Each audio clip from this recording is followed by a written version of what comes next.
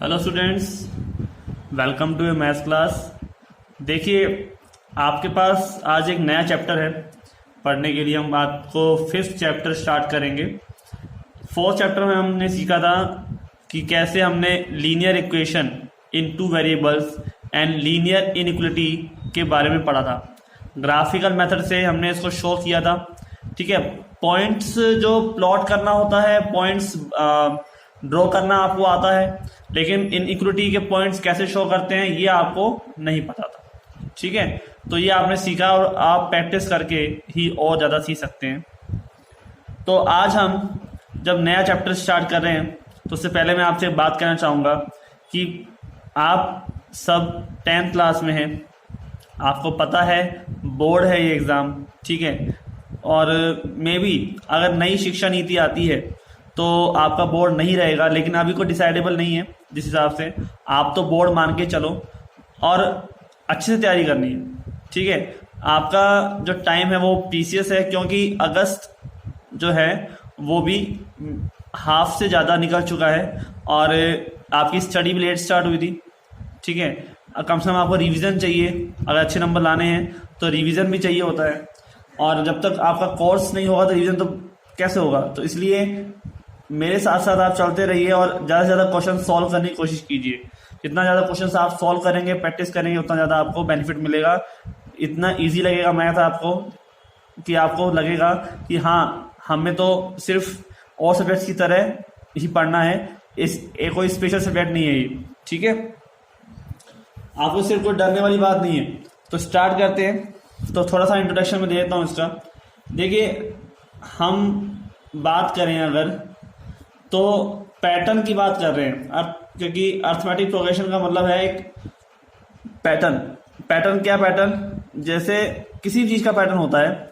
हम आपसे कहते हैं नंबर्स का पैटर्न हम यहाँ पे लेना चाहेंगे। ठीक है, तो आप ले सकते हैं 1 3 5 7, ठीक है, 9 एंड सो ऑन। ठीक है, इन द सीक्वेंस, ये सीक्वेंस की तरह हम उसको मानते हैं। ठीक है, तो क्या है आपको दिख रहा है, ये कम से कम हर नंबर के बाद 2 नंबर्स का गैप है। ठीक है, मैं एक बार और एग्जांपल ले लेता हूं। जैसे है 8 5 2 -1 और -4। ठीक है, इसमें क्या है आप बताएंगे।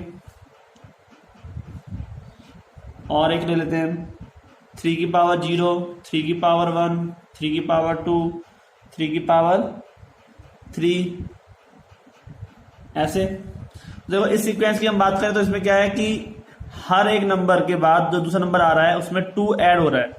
ठीक है, each term is 2 more than the preceding term. ठीक है, प्रीसीडिंग टर्म। तो हमारे पास क्या है, 2 ज्यादा है, 2 more than the preceding term, 1 3 5 7 9। ठीक है, ये वैल्यूज आप देखो ऐसे ही 8 5 2 -1 -4 इन द सीक्वेंस। क्या है, प्रत्येक टर्म में देखो कम होता जा रहा है। 8 में से 5 कैसे आएगा, 3 माइनस हो जाएगा, इसमें से 3 माइनस हो जाएगा। ठीक है, तो ईच टर्म इज 3 लेस। ठीक है, 3 less than the preceding term. अपने पिछली वाली टर्म, प्रीसीडिंग माने पिछली टर्म से क्या है, 3 टर्म कम है। ठीक है, और यहाँ पे देखो क्या है, 3 का मल्टीपल है 3। यहाँ पे 3 के बाद 0 का मतलब क्या है 1, यहाँ पे 3, यहाँ पे 3 का स्क्वायर 9 27 81, ऐसे आता रहेगा। ठीक है, ये इंक्रीज हो रहा है, increasing in the power of 3, power of 3। ठीक है, 3 की पावर में इंक्रीज हो रहा है, राइट। तो इस हिसाब से हमारे पास आप देख सकते हैं कि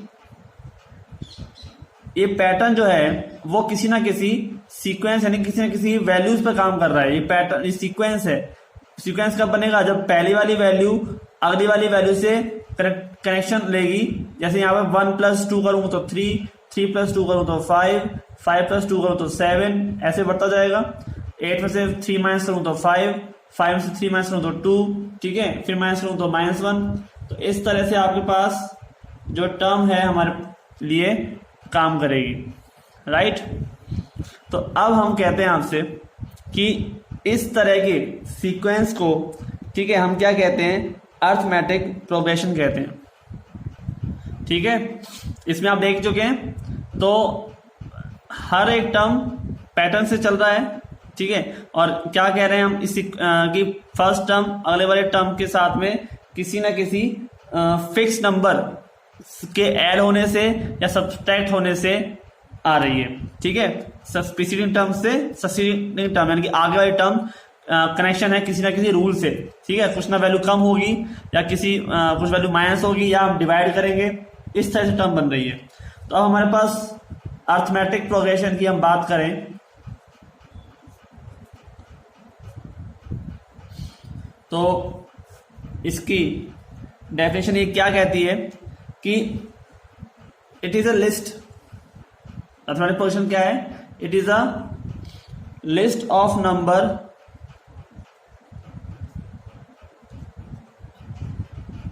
in which each term is obtained by adding a fixed number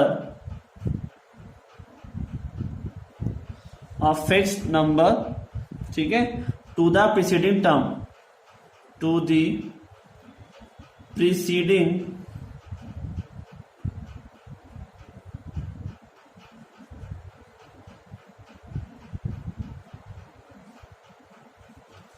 ठीक है। तो list of number in which each term is obtained by adding a fix number two the preceding term. तो हमारे पास आप देख सकते हैं कि लास्ट टर्म से किसी ना किसी रूल के द्वारा, ठीक है, ये क्या कह रहा है, रूल क्या है, each term is obtained by adding a fix number, ठीक है। तो उसको हम क्या बोलते हैं, अर्थमेटिक प्रोग्रेशन बोलते हैं। उस फिक्स नंबर को हम क्या बोलते हैं, एपी या फिर अर्थमेटिक प्रोग्रेशन कहते हैं।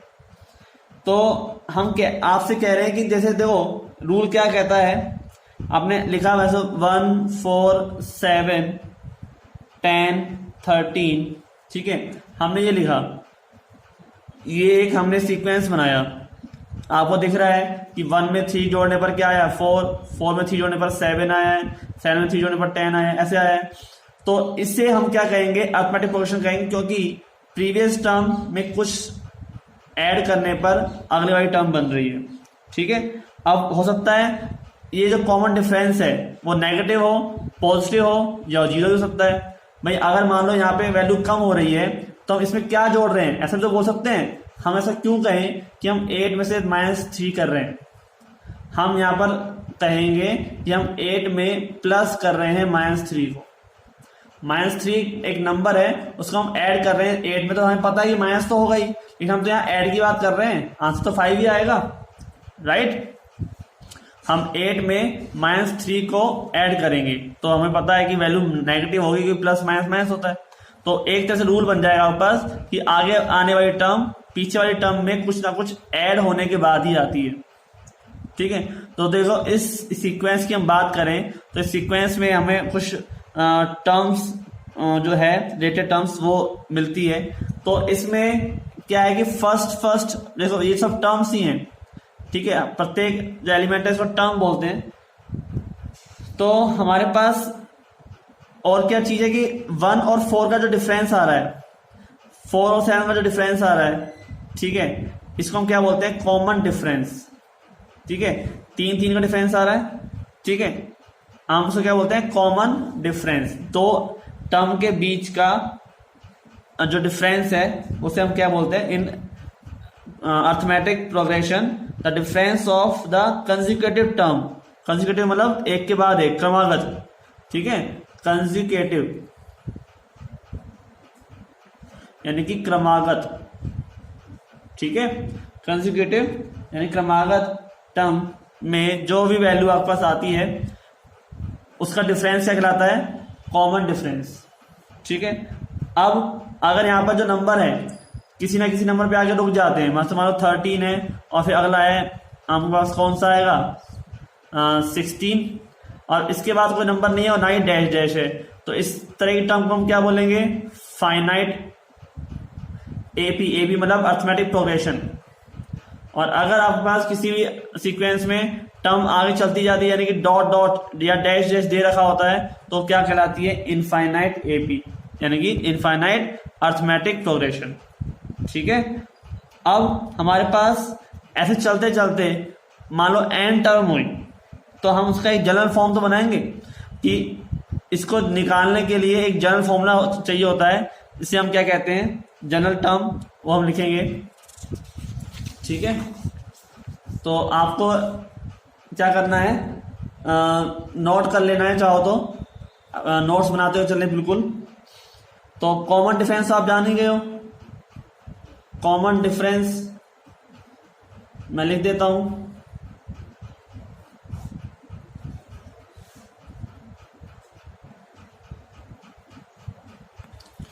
देखिए स्टूडेंट्स, कॉमन डिफरेंस मैंने बताया था कि in arithmetic progression the difference of the consecutive term is called common difference. ठीक है। और जनरल टर्म क्या है, general term in arithmetic progression where first term is A को हम फर्स्ट टर्म से डिनोट कर रहे हैं, and common difference is D. D क्या है, इसका कॉमन डिफरेंस है। तो nth term is called general term, जो उसकी n टर्म होती है उसे हम जनरल टर्म कहते हैं। और सब लिखते कैसे हैं, ए एन से। ठीक है। ए एन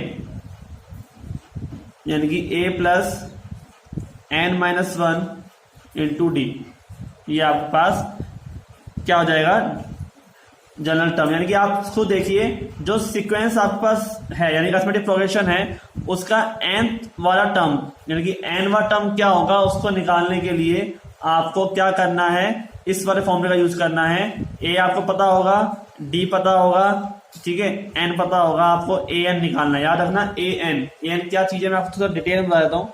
जैसे मान लो कोई भी सीक्वेंस है हमारे पास, एग्जाम्पल ले लेता हूं मैं, और जैसे मान लो ये 100, 70, 40, 10, ठीक है। आपको पता चल रहा है कि वैल्यू कम होती जा रही है, 30 माइनस होते जा रहे हैं और वैल्यू कम हो रही है। अब आपको ये पता है कि अगली वैल्यू क्या होगी, 10 में से 30 माइनस हो जाएंगे तो क्या बचेगा, माइनस के बचेगा, माइनस के 20 बचेंगे। ठीक है, माइनस के 20। मैं आगे लिख देता हूं, ऐसे आगे वाले टर्म का भी पता चल जाएगा और कर देते हैं। लेकिन अगर आपसे पूछा जाए कि ऐसे करते करते 120वीं टर्म क्या होगी, भाई 1 2 3 4 5 5 टर्म निकली है और 2-4 टर्म निकाल लो। लेकिन ऐसे करते करते 120वीं टर्म क्या होगी, यानी n का मान क्या हुआ यहाँ पे 120। ठीक है, 120वीं यानी कि 120th th लगा हुआ है, इसका ध्यान रखना। 120th टर्म क्या होगी, यानी कि आपसे वो क्या पूछ रहा है, A120 का मान पूछ रहा है। ठीक है, A120, n का मान क्या है यहाँ पे 120। याद रखना ये फर्क है n में और an में। ठीक है, मिक्स मत कर देना, समझ में आया। जैसे ये वैल्यू क्या है a बराबर क्या है यहाँ पे 100। ठीक है, फर्स्ट वैल्यू। फिर ये क्या है a प्लस डी। ठीक है, ये a प्लस 2d। इसी तरह से लिखते हैं, लेकिन मैं आपको समझा दूंगा ये कैसे कैसे बनता है। लेकिन अभी अगर हम इसको a या फिर इसको हम a1 a2 a3 ऐसे लिखें, ठीक है, तो आपके पास जो टर्म है, ठीक है, इसको a1 a2 a3 करते हुए इसका मतलब क्या हुआ, ये फर्स्ट टर्म हो गई, ये सेकंड टर्म हो गई, ये थर्ड टर्म, ये फोर्थ, ये फिफ्थ। तो करते करते 120 टर्म कौन सी होगी उसको निकालने के लिए ये वाला फॉर्मूला काम में आएगा। इस फॉर्मूले में क्या क्या जरूरत पड़ेगी, एक तो a की, यानी कि a हो गया 100, मैं लिख देता हूं यहाँ पे a बराबर 100। ठीक है, d यानी कि डिफरेंस कितना है, बाद वाले में से पहले वाले को माइनस करना है। ठीक है, समझ में आया। 70 माइनस 100 कितना बचा, माइनस के 30। इसका मतलब लेस हो रहा है, वैल्यू कम हो रही है। ठीक है, तो इसका मतलब d की वैल्यू क्या आ गई, माइनस के 30, राइट। और क्या चाहिए हमको, एन का मान हमें दे रखा है 120। अब ये सारे मान मैं यहाँ रख देता हूं तो मेरे को इसका सोल्यूशन मिल जाएगा। 120, ए की वैल्यू 100 प्लस n माइनस 1 यानी कि 120 माइनस 1 इंटू डी, डी का मान कितना है माइनस के 30। ठीक है, अब वैल्यू क्या आ जाएगा हमारे पास, देखिए आप 100 प्लस 119 सब कम हो गया, मल्टीप्लाई माइनस के 30। ठीक है, माइनस मल्टीप्लाई कर दो और 100 को उसमें ऐड कर दो। ठीक है, क्या आ जाएगा ये माइनस के 3570। अब इसको आप ऐड करो तो वैल्यू माइनस की आएगी। ठीक है, 100 माइनस हो जाएगा, कितना बचेगा 3470। भाई 100 प्लस का है ना तो वैल्यू कम हो जाएगी, माइनस के 3470। अब देखो ये वैल्यू आएगी 120वीं टर्म में, राइट। आपसे निकालने का तरीका समझ में आया ना। भाई आगे वाली माइनस 20 है, फिर माइनस 30 हो तो क्या आ जाएगा माइनस 50, ऐसे फिर माइनस के 80, ऐसे करते करते 120 टर्म कितनी आएगी 3470 आएगी माइनस की। बिल्कुल समझ में आ गया। तो इस तरह से हम सवाल को करते हैं। ये हमारे पास जनरल फॉर्मूला है, वो यहाँ काम आता है। ठीक है, अब मैं कुछ बता रहा था कि इस तरह से तो टर्म बन रही है ए प्लस डी, ए प्लस 2d। तो ये क्या है भाई, ए के अंदर हम डी को जोड़ेंगे। ठीक है, मानो मैंने ए का मान क्या है 100 और डी का मान क्या है माइनस के 30। मैं इसको जोड़ दिया, भाई जोड़ ही तो रहा हूँ मैं, माइनस के 30 को जोड़ रहा हूँ, ऐड कर रहा हूँ। क्या हो जाएगा पता है हमारे को, माइनस होगा ये 70 आएगा। तो वो क्या हो गया ए प्लस डी, फिर ए प्लस 2d के बराबर क्या हो गया और माइनस करोगे। ठीक है भाई, ए प्लस 2d का मतलब क्या हुआ, ए प्लस डी प्लस डी। भाई ए प्लस डी तो यहाँ तक हो गया, फिर दोबारा से इसमें डी जोड़ोगे, फिर ये टर्म आएगी, फिर डी जोड़ोगे ये टर्म आएगी। तो ए प्लस 2d कर दिया, इसको हम क्या लिखेंगे ए प्लस 3d, ए प्लस 4d, ऐसे करते करते A plus n minus 1 into D. ठीक है, ऐसे बनाइए A plus n minus 1 into D जो टर्म बनी है वो इस तरह से बनी है। तो आपको समझ में आया होगा कि हमको जो फॉर्मूला है बहुत इंपॉर्टेंट है, और ये टर्म बहुत चीज बहुत इंपॉर्टेंट है। आगे आने वाले सवालों में आप देखेंगे कि इसका भी हमारे पास बहुत बड़ा रोल है, किसी किसी सवालों में ये भी बहुत ज्यादा काम में आते हैं। ठीक है, तो इस फॉर्मूले का यूज हम जनरल टर्म निकालने के लिए करेंगे, जिसमें आपको सबसे पहले पता होना चाहिए कि ए क्या है, डी क्या है। अब देखो आपके पास मैं कुछ बात बताता हूं कि A plus n minus 1 into D बराबर ए एन के अंदर क्या क्या वैल्यू आपको, मतलब कि ए तो क्या है जो हम पार्ट पूछ सकते हैं, यानी कि अननोन वेरिएबल। ठीक है, एक n है, एक d है और एक a n है। ये चार टर्म है जो क्या है अननोन है। ठीक है, अब इन चार टर्म में से कोई एक टर्म निकलवाने के लिए वो आपसे को 3 टर्म देगा, कोई सी 3 टर्म देगा और एक टर्म निकलवाएगा, या फिर जब वो 2 टर्म निकलवाएगा तो आपको कुछ रिलेशन देगा। ठीक है, निकालने का, तो इससे 2 वैल्यू निकल के आएगी, जैसे a और d निकालो, n और a n निकालो, तो जो कुछ भी है उसके लिए वो आपको हिंट जरूर देगा। ठीक है, इस तरह ध्यान रखना है कि क्या क्या चीज गिवन है और क्या क्या चीज आपको निकालनी है, राइट। तो आई थिंक सो समझ में आ गया होगा। आज के लिए इतना ही, मिलते हैं अगली वीडियो में, धन्यवाद।